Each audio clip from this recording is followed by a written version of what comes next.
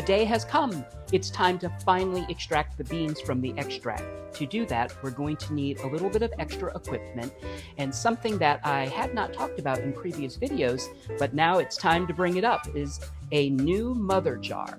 A mother jar is just a repository for the used beans. Why do we do that? Well, they're not dead yet, so they still have a lot of life left in them.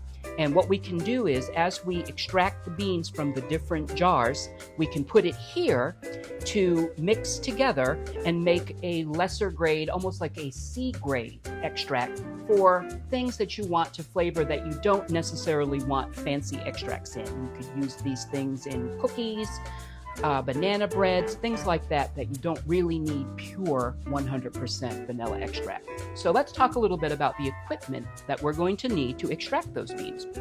We are going to need cheesecloth. This is 100 grade cheesecloth. This won't let any of the beans through, so you could have a crystal clean, clear extract if that's what you're going for. This is an 80 grade, so you can kind of see through it. That will allow some of the beans to go through it, and this will let all of the beans go through it. We'll need funnels so we don't lose any of the precious extract, say that 3 times twice, and a pair of tweezers just in case some of the beans won't come out. You'll see why some of the beans won't come out when we get to it, and I'll talk a little bit about that when that actually happens. But let's talk a little bit and review what needs to happen every 2 weeks while you're waiting to extract the beans. If you remember from the first video, we take the bottle every 2 weeks and we tip it gently over once, over twice, and just repeat that for every bottle of extract that you're making. We do that so that the beans don't settle on the bottom and that all of the flavor imparts throughout the extract. So when we come back, we'll be all set up and ready to extract the beans and finalize the whole process.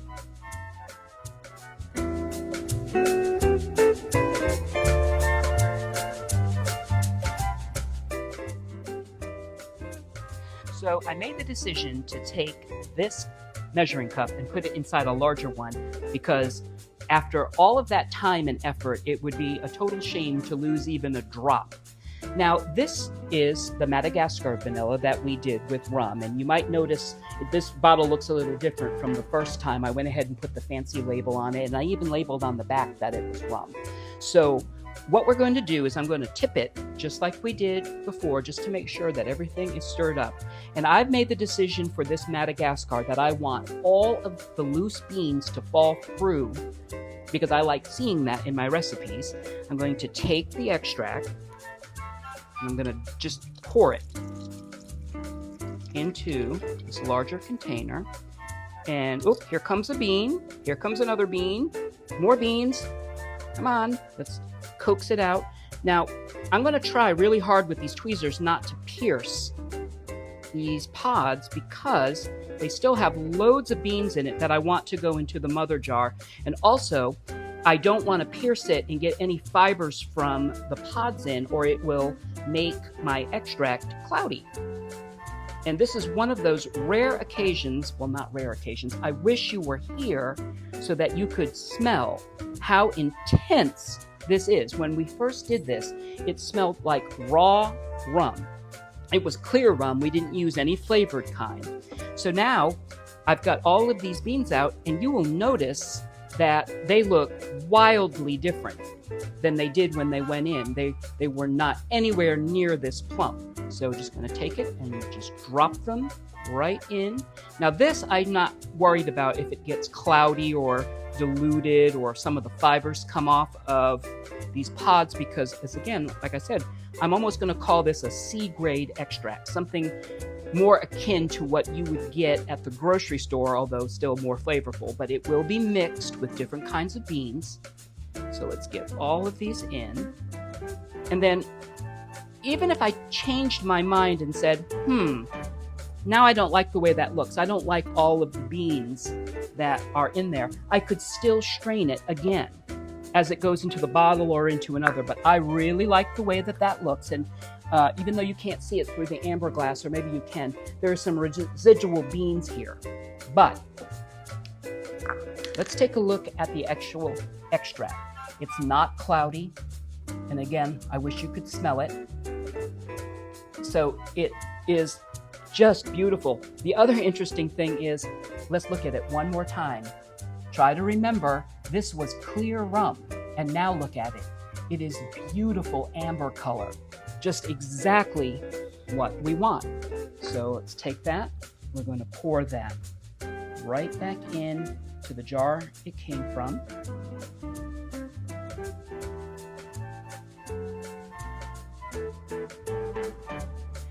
And so if you remember, when we did this the first time, we had 8 ounces of alcohol. And now it's dropped by, I'd say, a half an ounce, because most of the missing half ounce are inside of those bean pods. So we've got this one set. We're going to move on to the Mexican vanilla just a second after we set up, because what I'd like to do is clean off all of my equipment so that I don't contaminate this bottle with the rum from that bottle. Sounds a little nitpicky, but if you're going to mix like that, you might as well just mix it all in your mother jar. So we worked really hard to keep these separate, so we're going to continue on that path. Be right back, set up to take care of the Mexican vanilla.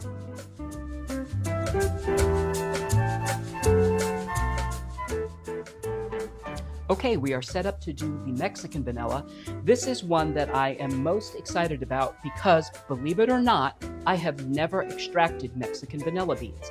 They are often difficult to find, and if you remember, when we did the first video, the package that arrived late, the beans were rock hard and I wasn't able to split them. So I'm going to be really curious to see exactly what these look like. I'm hoping that they plumped up, but if you remember, we weren't able to split them, but I'm certain we were still able to get the flavor out, and we'll know in just a moment.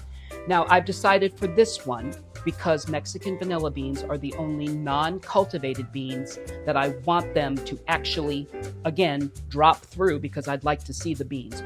Later, when we do this one, we will use the cheesecloth. So let's get started here.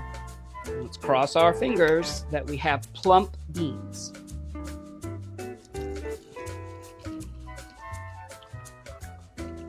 Wow, we have plump beans. We got them all out. Okay, so I was not able to split these. Wow, look how plump this one got. That's exciting. I was not able to split these. So there really is no bean left in there. So I think what I'm going to do is this big plump bean, I'm going to split this one and put it back in. It's just fine to do that. I need to get a knife. And let's get that split right down the center the way we did before. I'm going to just put that right back in. And I'm going to take all of these beans. This I'm going to use my fingers instead of, well, no, I'll use the tweezers. It's probably very hygienic to use the tweezers. Even though it's going into alcohol, that's probably going to disinfect everything.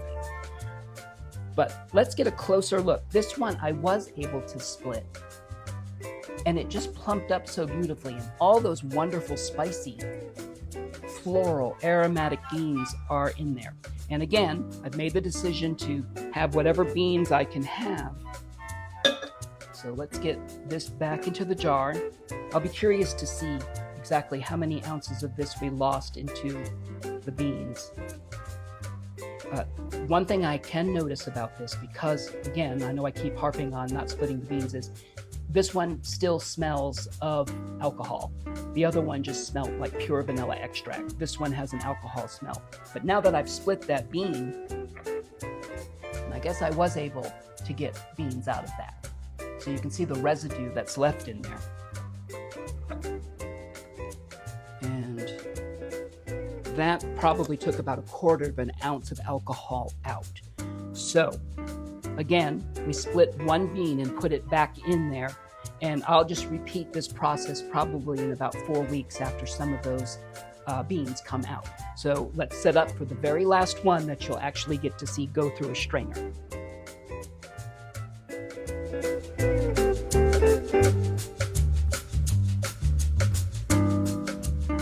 we're on the final bottle of extract. This is the Tahitian vanilla, some of the most expensive cultivated beans on the planet. And I have decided for this one, because I want it to be really pure, for a lot of my recipes, I'm not going to want to see beans in it. I want it to be very, very refined. So for this one, I'm going to strain it twice. Once through the strainer, and then as we get it ready to go into the bottle, we'll strain it again through this cheesecloth. I'm not using the 100 grade, I'm using the lesser grade because, again, I want just a very few beans to come through, just so it just keeps flavoring this very expensive extract. This one has vodka in it, and remember, we used vodka because it was colorless, odorless, and tasteless, because we didn't want to taint the pure flavor of this very expensive vanilla. So let's start by dumping it out. It's always fun to see how plump the beans got. I'm going to coax these out, trying not to damage them. These plumped up amazingly. Seems like there's so much more vanilla beans in there than there was when we first put them in. Okay, we got them all out. So, before I strain this through the cheesecloth, let's talk about what I'm going to do with let's say 2 of these beans. Let's find 2 good beans, set those aside, and another thing you can do, other than using a mother jar for your discarded beans, is you can scent sugar. This is sugar in the raw, and it already has 1 bean in it. So let's go ahead and get those 2 beans in it. And I think what I'll do is I'll just very lightly dry it off, just so that the sugar over time doesn't get clumpy. And you can use this scented sugar for so many things. You can rim a cocktail glass with it. You can make a creme brulee, which is just phenomenal. And really, anything. You can put sugar in your tea that has a little vanilla. My mother and lovely camera woman, she loves Earl Grey creme tea. And if you don't have Earl Grey creme tea, all you have to do is put some of this in, because the creme in Earl Grey is actual vanilla. So that's what we'll do, and just like you do with the extract, you just kind of shake it around. You don't have to be gentle with it because you want those beans to come out. All right, let's set that aside and let's get these beans into the mother jar. And you might wonder why that I didn't fill the mother jar all the way to the top. This is a massive 2-liter jar, and I didn't want to dilute these beans too much, but if you have multiple bottles of extracts going, you might want to do the 2 liters. Something else you can do after about 3 months of this steeping and extracting, once it's turned a beautiful amber color, you can decant these into more bottles and give them away as gifts. I don't know a single host or hostess or baker, home baker, that wouldn't love getting an 8-ounce bottle of really nice extract. Okay, so let's run this now through the cheesecloth, and this will take just a little bit of time. I'm going to try to angle this here so that we can get that. Hopefully I don't spill any. I'm going to go really slow. Working beautifully. If I were using the 100 grade for no beans at all, this would be a much slower process as it drains through the sieve.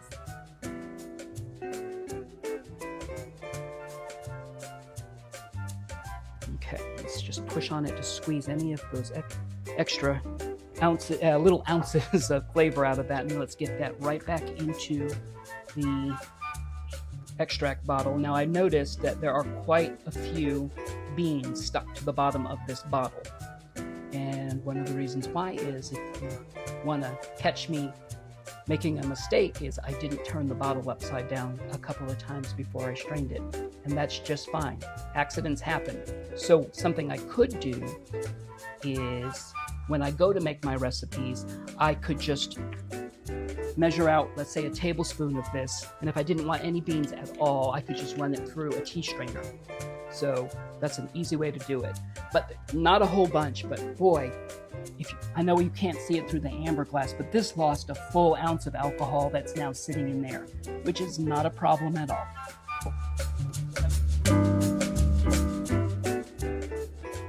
So that is the process from start to finish of extracting vanilla.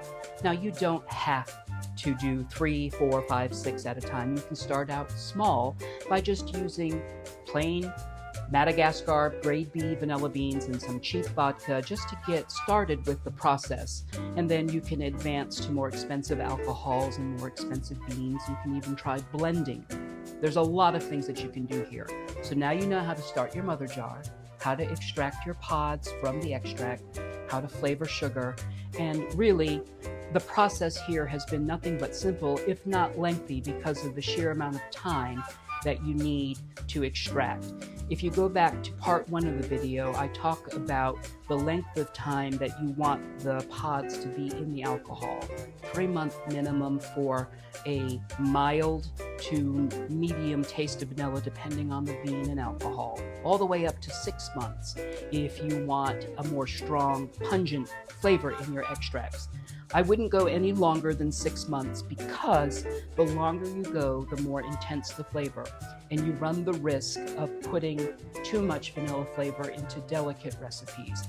I hope that you learned something. I hope that you enjoyed the process, because I certainly enjoy teaching you how to make vanilla extract. I hope to see you out on the road for the Nomadic Baker.